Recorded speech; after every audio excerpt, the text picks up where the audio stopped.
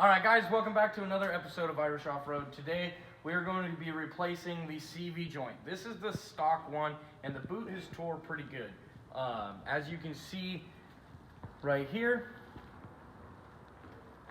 this boot is torn, flinging grease all over the place, and eventually this shaft or these bearings are going to run dry and it's going to break.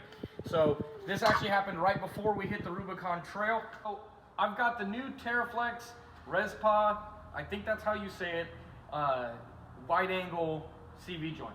So it comes with all the stuff you need. It comes with new bearings, hardware, even a tool, and your end cap. It comes with everything. Now this flange is way better because it allows your drive shaft to run at a more steep angle. And what happens is when you lift these Jeeps, these JKs, that the stock drive shaft flange just can't handle it anymore. And I knew this was going to happen, and it did. So you're going to destroy this flange, but that's why they give you a new one.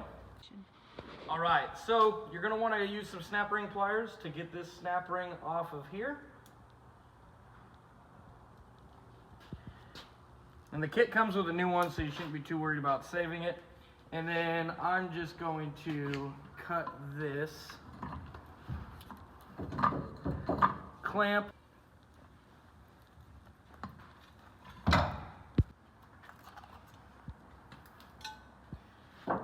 All right, and there it is. Comes off that easy. So don't let anybody tell you this is a really hard job, because it's actually not that bad. But let's do side-by-side comparison. You can see that this flange is going to allow for a lot more angle, and when you're just driving every day, it's not going to get tore up as much as this one. So I don't know if it's easy to see for you or not, but it's probably like a solid half-inch difference. And don't listen to what they tell you, a half-inch makes a difference. All right, so our next big step, you want to use this entire tub of grease. It even says on here to use the entire tub. So what you're going to do is you're going to pack these bearings, and nobody likes actually packing bearings, but that's what you got to do. So the way they did it in the Terareflex video is they kind of just squirted some grease in here and then they pushed it down. I'm going to basically do the same thing. But I'm going to want to make sure that the grease goes all the way through, so that way this joint is well lubed. When we go to put it on, it'll be solid and ready to go. So we're packing the grease in, and I'm just kind of shoving it in with my fingers. And as you can see, grease is starting to come out of the other sides of the ball bearings. That's exactly what you want. Once you get the grease packed in there real good, you're going to want to clean the outsides of the bearing, because that's how the caps will seal on it. So you can throw extra grease right here in the middle, and that will be sufficient, but you want to use every single bit of grease that comes in that tube. Alright, so once you get this all cleaned off, all the grease free from the outside, that's where this inner seal is going to be going. You're going to want to put all your bolts into the flange first, and then we're going to drop it down. And it is important. This flange has a tapered side and then a stepped edge. The boot is going to be going on the tapered side.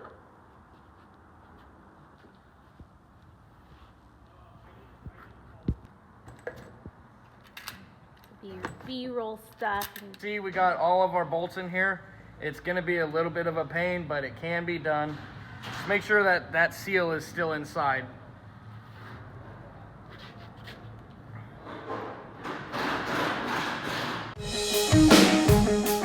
Actually, a lot harder than it looks. The guys on Terareflex's video made it look like it was super easy, but eventually you'll get it. What I found is when these are not sitting down flush and flat, you kind of got to just push them and pull them until they go flat. But then once that goes in, put that on, keep going. All right, so once you got this on, remember this boot goes on the tapered edge, not the stepped edge. Once you get this on, make sure you have your new hose clamp or boot clamp, and that your threads are nice and cleaned off. You're just going to thread this on. Maybe I should put a little bit of grease on here.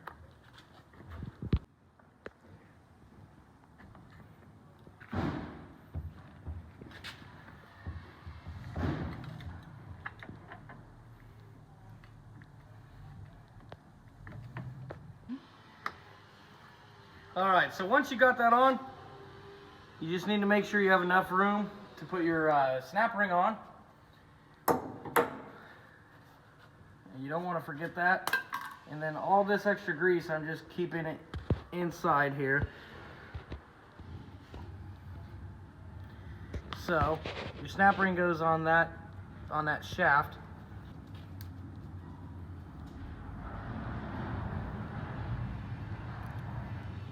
And then what I would do to just make sure that you've got it seated is kind of push it in a little bit.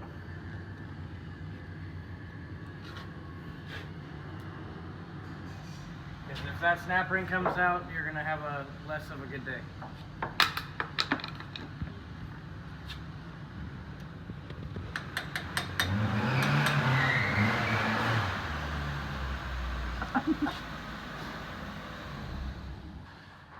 All right, so just visually confirm that it's in. Maybe push it around.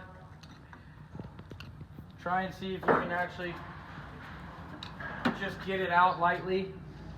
You're not actually trying to pull it out, but you know, if you can't pull it out like that, it's in there, it's seated. So then there's a couple of options. You can put some grease in here like that, or you can just push the rest of the tub into the drive shaft, which I'm going to do both.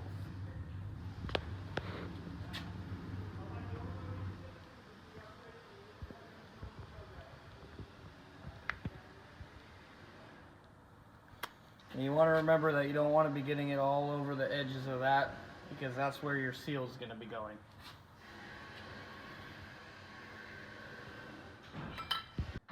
Alright, so I just stuck my finger in here trying to flatten that out, and that was probably not the best idea.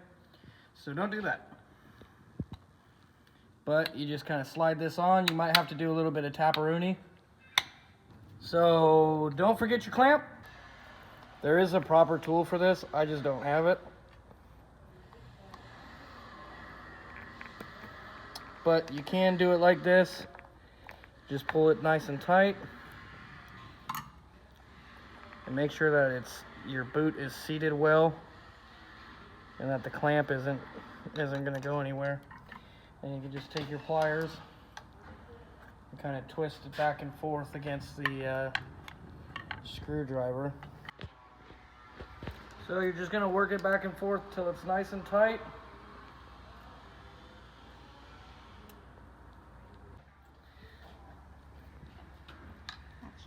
So once you get it nice and tight, it might help to have a buddy. You just fold these little tabs over it.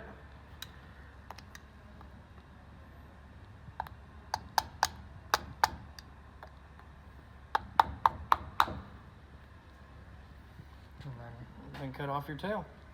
And then you take a center punch. Like that. So what he did there is he just put a little dimple in it, so that way it can't just move as easily on its own. Together a little bit. Cut your excess off and call it done. Make sure you don't cut your boot.